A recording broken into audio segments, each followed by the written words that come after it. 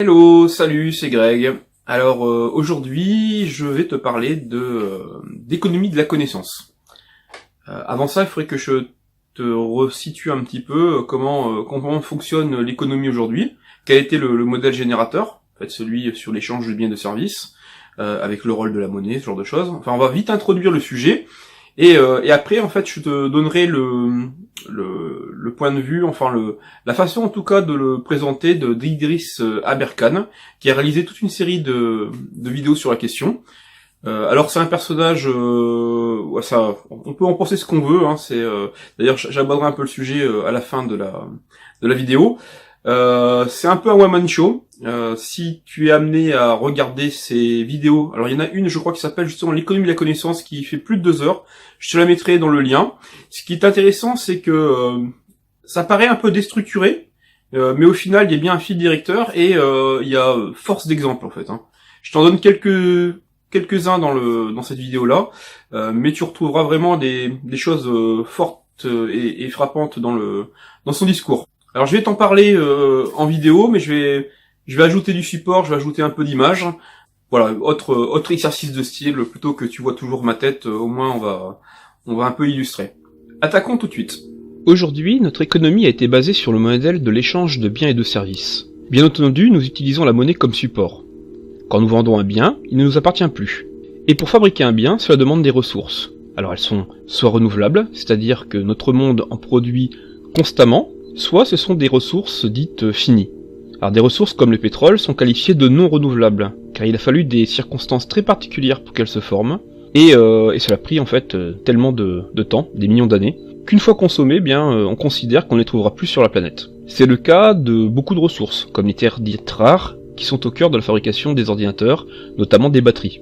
Et le service, c'est un peu pareil. Le service est basé sur un temps de travail. Un salarié vend ses bras ou son esprit à son entreprise, c'est sa monnaie à lui, c'est son temps en fait. Et du temps, il n'en a qu'en quantité limitée. Notre économie est basée sur la croissance. Même notre monnaie d'ailleurs. Aujourd'hui, la création de la monnaie provient principalement du crédit. Cette monnaie est détruite lorsqu'on rembourse chaque échéance d'un emprunt, mais il faut aussi rembourser non seulement le capital, mais aussi les intérêts.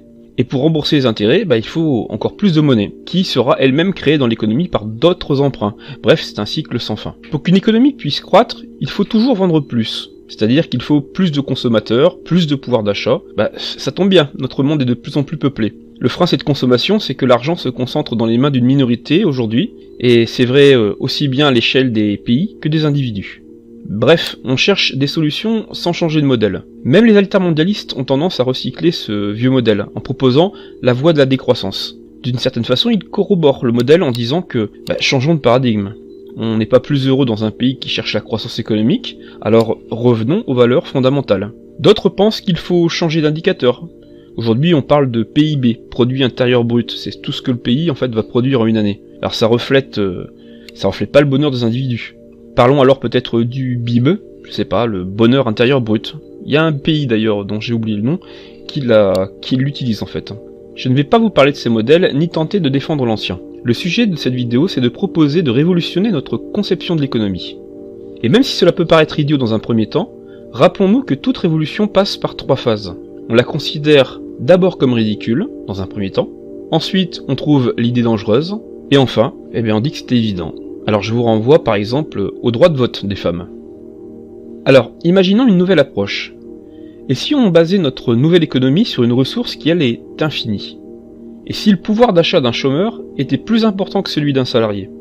Et si notre ressource se démultipliait au contact d'une autre, un peu sous la forme de 1 plus 1 est supérieur à 2? Et si quand je donne ma ressource, je peux également la conserver en même temps? Bien ce modèle existe déjà, il est juste sous-évalué, mais il se développe à grands pas. Il s'agit de l'économie de la connaissance, en utilisant la connaissance comme moteur principal de l'économie. La connaissance est infinie. À l'heure actuelle, on produit la quantité d'informations que l'humanité a produite depuis le commencement du monde en 7 ans. Alors je ne parle pas de qualité d'information, mais de quantité. Ce chiffre va en s'accélérant. On n'a jamais autant produit d'informations qu'aujourd'hui. Le chômeur dispose de plus de temps qu'un salarié, à condition qu'il passe pas tout son temps à chercher un emploi, évidemment. Petite blague d'Aberkan en passant, aux USA ils ont Steve Jobs, en France nous avons Pôle emploi. Ce temps peut être utilisé pour consommer de la connaissance, en échanger, et aussi, également, en produire de nouvelles. Quand on prend deux connaissances et qu'on les assemble, on crée souvent une troisième connaissance. Et là, on a du 1 plus 1 égale 3. Le partage permet même de multiplier. Et enfin, quand je donne une information, eh bien je la conserve en même temps. Bagdad était plus riche à une époque où elle délivrait une information qu'on ne trouvait pas ailleurs. Alors notamment sur la navigation et les cartes. Aujourd'hui, elle base son économie sur le pétrole. Elle est beaucoup moins riche qu'avant. La démonstration étant faite, on remarque qu'une partie de notre économie est basée sur cela. Il est donc possible d'obtenir une croissance infinie basée sur la connaissance. Reste toujours le fait qu'on ne se nourrit pas exclusivement de connaissances et qu'un monde fini où la population ne cesse de croître ne peut pas en théorie se développer à l'infini. Alors il y a des exemples comme cela où certaines espèces n'ayant plus de prédateurs ont fini par éliminer tout ce qui était à la source de leur nourriture, que ce soit des plantes ou d'autres petits animaux par exemple, et ils l'ont fait jusqu'à l'extinction. Espérons que l'humanité sache dépasser sa nature animale pour éviter cela. Si une économie basée essentiellement sur la connaissance peut se développer à l'infini, il reste qu'elle ne peut se développer uniquement sur la connaissance. Il y a donc d'autres problèmes à régler. Mais le fait de penser que dans un monde fini la croissance infinie est impossible n'est peut-être pas une réalité objective, et qu'on ne va pas nécessairement devoir faire un retour à la Terre et remonter dans les arbres, au final. La présentation d'Aberkan se concentre sur la connaissance et n'aborde pas ses autres aspects. Simplement, elle va plus loin sur la connaissance même. Le monde produit chaque jour plus de connaissances que notre capacité à la livrer. Et il semble difficile aujourd'hui de trouver une solution à cela. Si on peut échanger 1 kilo de blé des milliards de fois par seconde sur un marché boursier, acquérir une connaissance prend du temps. Internet a permis la transmission de cette connaissance de façon quasi instantanée et quasi illimitée, mais reste qu'il ne suffit pas de recevoir un billet de blog sur sa messagerie pour en acquérir le contenu. Il faut le temps de le lire, être suffisamment concentré et probablement un peu de temps pour digérer l'information. Et par-dessus tout, il faut en avoir envie. Cela rejoint un peu ma vidéo sur l'utilisation du jeu dans l'apprentissage, car le jeu semble être le meilleur vecteur d'acquisition de compétences. Le jeu est un aspirateur à attention. Alors je vous renvoie à cette vidéo pour la réflexion. Aujourd'hui, notre système éducatif est basé sur le gavage. C'est à l'image du resto volonté, où vous ne payez que ce que vous n'avez pas mangé.